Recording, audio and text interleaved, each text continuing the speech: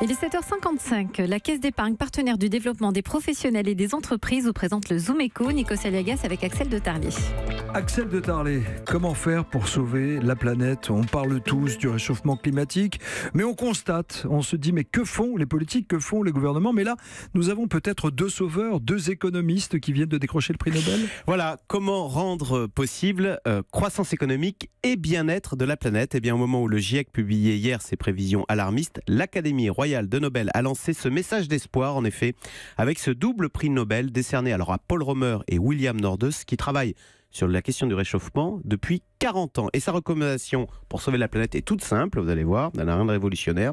Il faut, dit-il, pénaliser les émissions de CO2. Alors comment? Eh bien, écoutez, on le fait déjà avec l'automobiliste, vous l'avez tous constaté, le diesel et l'essence sont lourdement taxés. Alors c'est vrai que c'est douloureux, mais c'est la seule façon d'accélérer la transition vers la voiture propre. Quand il faudra payer plus de 100 € pour un plein d'essence, peut-être passera-t-on à l'électrique, où un plein d'électricité coûte, je le rappelle, 2 €.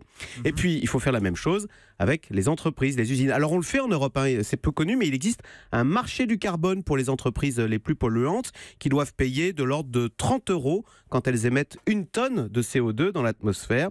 Et donc là, l'objectif est le même, les inciter à basculer vers des énergies propres pour ne plus payer ces 30 €. Et puis alors, pour les pays qui ne jouent pas le jeu, disent ces prix Nobel, eh bien, il faut instaurer une taxe carbone aux frontières, donc pénaliser tout ce qui arrive et qui serait chargé en CO2.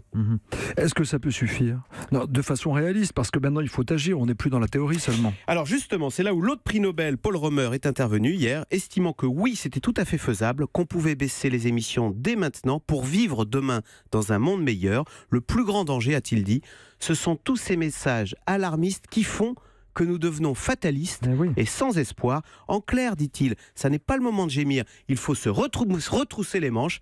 Et ben voilà, ça valait un prix Nobel. Merci beaucoup Axel de Tarlé, c'est tous les jours le Zoom Eco sur Europe 1, juste avant 8h.